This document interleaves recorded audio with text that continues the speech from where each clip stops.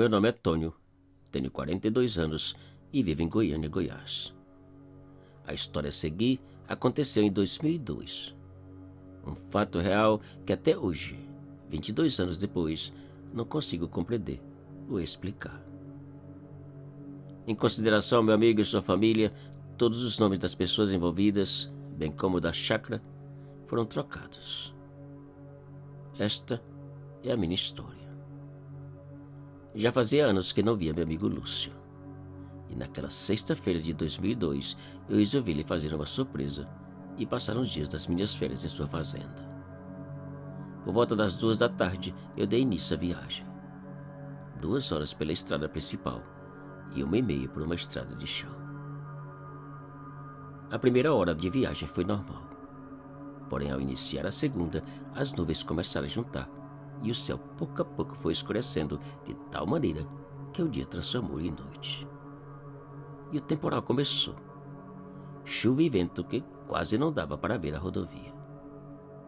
O que normalmente durava 2 horas, naquele dia durou mais de 3 para chegar na estrada de chão. E ali a situação piorou.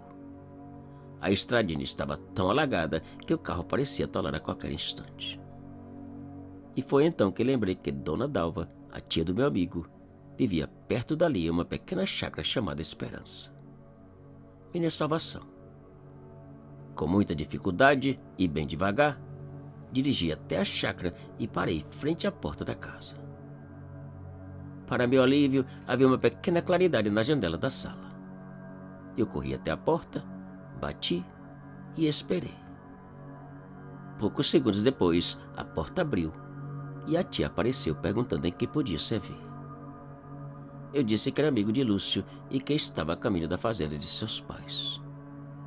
Mas, dada a rigorosidade do temporal, resolvi parar ali e esperar que a chuva parasse ou aliviasse. Claro que sim, meu filho. Entra. Desculpa a escuridão. É que a energia acabou com a chegada da chuva, disse Dona Dalva. Dona Dalva chamou por uma outra senhora chamada Clarita e pediu que preparasse um café e alguma coisa para eu jantar. Eu lhe disse que não precisava incomodar, pois havia comido umas coisinhas que trazia e que não estava com fome. E ali ficamos conversando enquanto a chuva caía sem o menor sinal de parar. Lá por volta das 9 da noite, a senhora chamou por Clarita e pediu que arrumasse uma das camas, pois achava melhor eu esperar até o dia amanhecer. Eu ainda tentei recusar, mas Dona Dalva insistiu dizendo que mesmo que a chuva parasse, a estrada certamente estaria em péssimas condições e correr o risco de atolar no meio da noite sozinho não era aconselhável. Eu aceitei a estadia e antes de sair uma cama que Clarita havia arrumado, Dona Dalva disse: amanhã, quando chegar na fazenda, diga a todos que estou bem. Diga também ao Lúcio, que a tia o ama muito. Eu prometi dar o recado. Agradeci pelo carinho e a estadia e fui deitar, prometendo sair o mais cedo possível. Na manhã seguinte, levantei por volta das 7. O temporal já havia passado e Dona Dalva e sua ajudante Clarita ainda dormiam.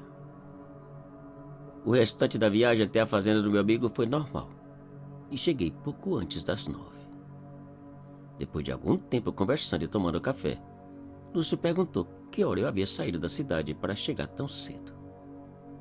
Eu respondi que havia saído do dia anterior e que, por causa do temporal, resolvi parar na casa da sua tia, onde passei a noite. No momento que terminei de dizer onde havia passado a noite, Lúcio, seu pai e sua mãe me olharam espantados como se eu tivesse dito um palavrão. Onde foi mesmo que você passou a noite? Perguntou a mamãe. Na chácara Esperança, na casa de Dona Dalva. Ela inclusive pediu que lhe dissesse que está bem. E a você, Lúcio, que eu amo muito. Respondi sem entender o motivo de tanto espanto. Meu amigo Tônio, a tia Dalva faleceu 6 meses atrás. Ela está morta. Por alguns segundos, eu fiquei olhando para os 3, sem poder acreditar no que acabava de ouvir. Meu corpo esfriou e a tremedeira atacou de tal forma que não conseguia nem falar. Pensei que fosse desmaiar.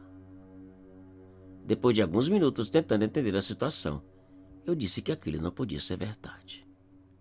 Afinal, eu havia conversado com Dona Dalva por várias horas e que certamente não parecia estar morta, e muito menos ser uma aparição. Ela não pode estar morta, Lúcio. A Dona Dalva é uma senhora de mais ou menos 55 anos, cabelos grisalhos e magra. Eu disse, tentando provar de alguma maneira que o absurdo que acabava de ouvir não podia ser possível. E a senhora ajudante da tua tia? Perguntei. Que ajudante, Tônio? Uma senhora um pouco mais nova que Dona Dalva, chamada... Por um instante, dada a confusão que sentia, não consegui lembrar o nome da senhora. Até que, finalmente... Dona Clara. Não. Dona Clarita. Esse é o nome dela. O espanto dos três foi ainda maior. E Lúcio disse: Tônio, Clarita foi ajudante da tia Dalva por muito tempo. Mas infelizmente ela também faleceu mais de 5 anos atrás. Eu tive vontade de sair correndo da mesa. Pedi licença e fui até o banheiro, onde fiquei por alguns minutos vomitando todo o café da manhã. Ao retornar para a mesa, o papai do meu amigo disse que não duvidavam da minha história. Porém, o melhor que eu podia fazer era tentar esquecer o que vivi. Mas a história não acaba aqui. Depois de uns 2 minutos em silêncio, eu perguntei quem vivia na Chácara Esperança. Os novos donos, Tônio. A chácara foi vendida a uma outra família pouco depois que a tia faleceu. Respondeu Lúcio. Meu amigo, me diga uma coisa. Por acaso eles vivem na mesma casa que era de Dona Dalva? Perguntei. Não, Tônio. Os novos donos derrubaram a casa e construíram uma nova. Respondeu meu amigo. Confesso que tive medo de ficar louco. Pois se encontrar e conversar com 2 pessoas falecidas já era impossível de compreender. Imagina dormir em um lugar que não existia. 3 dias depois eu peguei a estrada de volta para a cidade e ao chegar na entrada da Chácara Esperança, parei o carro e fiquei por alguns minutos pensando e perguntando as mesmas perguntas que até hoje não consigo respostas. Será realmente possível 2 pessoas falecidas aparecerem de maneira tão natural, tão vividamente e tão real? E a casa? Como foi possível passar toda a noite em um lugar que nem sequer existia?